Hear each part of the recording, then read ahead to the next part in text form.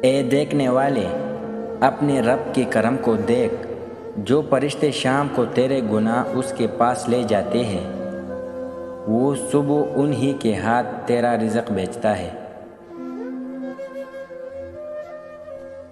فجر کی نماز لازم کر لو، کیونکہ یہ اس دن کے لیے شیطان کے خلاف پہلی فتح ہے۔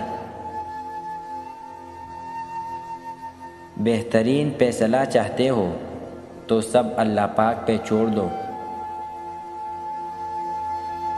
جس سے اس کے والدین خوش راضی نہیں، اس سے اللہ بھی راضی نہیں۔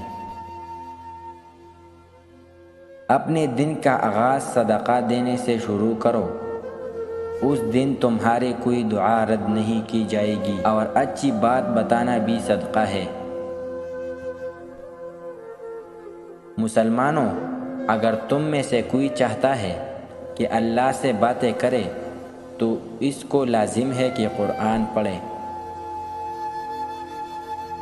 شکست کھانا بری بات نہیں، شکست کھا کر ہمت ہار جانا بری بات ہے۔ رسول اللہ صلی اللہ علیہ وآلہ وسلم نے فرمایا، جو کسی مسلمان کو ایسی جگہ ذلیل کرے گا جہاں اس کی عزت کی جاتی ہے، تو اللہ اسے ایسی جگہ ذلیل کرے گا جہاں اسے اللہ کی مدد کی ضرورت ہوگی۔ جب ضمیر ملامت کرنا چھوڑ دے تو سمجھ لو اب انسانیت ختم ہو گئی۔ نصیب بے شک اللہ کے ہاتھ میں ہے، مگر دعاؤں کا اختیار اس نے ہمیں دیا ہے، اور دعائیں ہی تو ہے جو تقدیر بدلنے کی طاقت رکھتی ہے۔ کسی سے نیکی کرتے وقت بدلے کی توقع نہ رکھو، کیونکہ اچائی کا بدلہ انسان نہیں، اللہ دیتا ہے۔ آنسو بہا اس دن پر جو تیری زندگی سے گزر گیا اور اس میں کوئی نیکی نہیں ہوئی۔ تمہارے پروردگار کے نزدیک بدترین شخص وہ ہے جو ہر وقت فتنہ و فساد کا موقع ڈھونڈتا رہے، صرف اس لیے تاکہ وہ لوگوں کے نزدیک اپنی بڑائی اور تکبر کو ظاہر کر سکے۔ سکون کی دولت اللہ کا ذکر کرنے والوں کو نصیب ہوتی ہے۔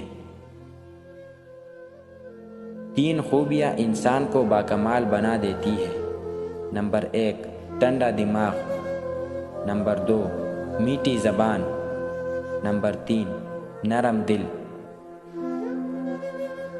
اللہ کے خوف سے گرنے والا آنسو بے شک چھوٹا کیوں نہ ہو، لیکن اس میں اتنی طاقت ہوتی ہے کہ وہ سمندر کے برابر گناہ مٹا دیتا ہے۔